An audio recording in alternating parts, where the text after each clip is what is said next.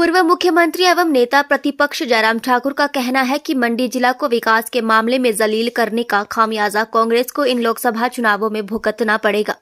पूर्व की भाजपा सरकार के समय मंडी जिला में जो भी विकास के काम शुरू किए गए हैं उन्हें मौजूदा सरकार ने पूरी तरह से बंद करके रखा है। ऐसे में अब कांग्रेसी किस मुंह से लोगों के बीच जाकर वोट मांगेंगे?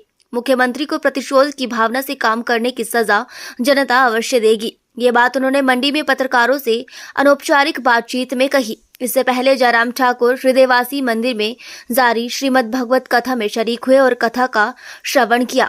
उन्होंने कहा कि उनकी सरकार द्वारा मंडी को दी गई यूनिवर्सिटी को आज बंद करने का प्रयास किया जा रहा है। शिवधाम का काम पूरी तरह से रोक दिया गया है। बिलह में प्रस्तावित एयरपोर्ट की सारी क्लियरेंस होने के बाद भी इस काम को आगे नहीं बढ़ाया गया। मंडी महाविद्यालय के भवन के काम को भी पूरी तरह से बंद कर दिया है।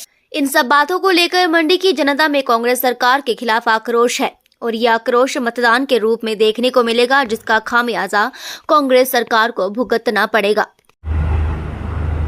मैं तो ये कहूँगा कि भारतीय जनता पार्टी का जो संकल्प पत्र 2024 के लोकसभा चुनाव के लिए केंद्रीय नेतृत्व ने जो घोषित किया है, आदरणीय प्रधानमंत्री, पार्टी के हमारे सम्मानीय अध्यक्ष जगत प्रकाश नड्डा जी, गृह मंत्री जी और माननीय राजनाथ सिंह जी सबकी उपस्थिति में एक विजन है वो 2047 तक का, मात्र 5 वर्ष तक सीमित नहीं है उसमें जो बातें हैं, और भारत 2047 तक कैसा होना चाहिए उसका एक रोड मैप है। और सबसे बड़ी बात है कि उसमें पहली बात मैं ये कहूँगा कि एक तो जो गरीब कल्याण के लिए जो हमारे केंद्र की सरकार ने इस योजना के अंतर्गत 80 करोड़ भारतवासियों को, जिनको भोजन की कठिनाई रहती है, जिनको मदद करने की आवश्यकता महसूस होती है, उनको मुफ्त राशन देने का प्रावधान उसको बिल्कुल कायम उसी तरह से रखा।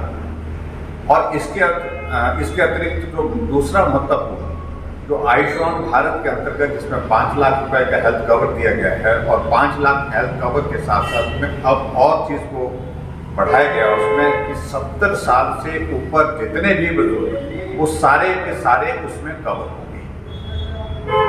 ये भी बहुत महत्वपूर्ण उसमें कदम उठाया गया है।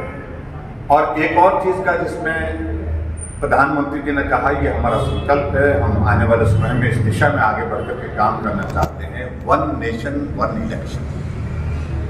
और 1 नेशन 1 इलेक्शन एक बहुत बड़ा एक विजन है।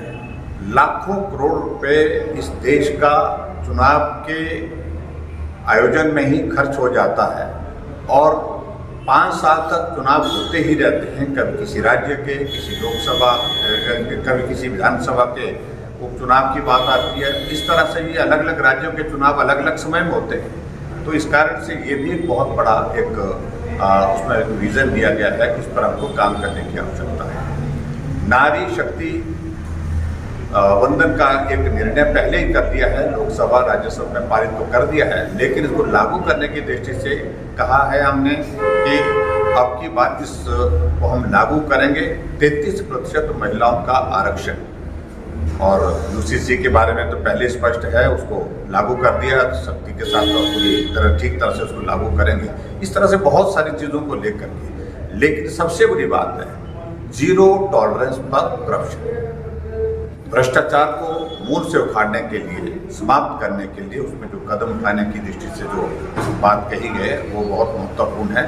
और मैं इस बात को कह सकता हूँ कि हमारे देश में नरेंद्र मोदी जी जिस प्रकार से नेतृत्व करते हुए 10 साल का कार्यकाल पूरा किए हैं, और आने वाले समय में इन 5 सालों के लिए तो विजन दिया ही दिया है। जो बड़े लक्ष्य निर्धारित किए उन लक्ष्यों को पूरा करेंगे, लेकिन इसके अतिरिक्त बहुत सारी चीज़ें इंफ्रास्ट्रक्चर के हिसाब से जो स्ट्रेंथन करने की आवश्यकता है, चाहे वो रोड कनेक्टिविटी का विषय है, चाहे बाई एयर कनेक्टिविटी का विषय है, चाहे वो समुद्र के माध्यम से बहुत सारी चीज़ों को लेकर के जो है हमारा कनेक्टिविटी के विषय है।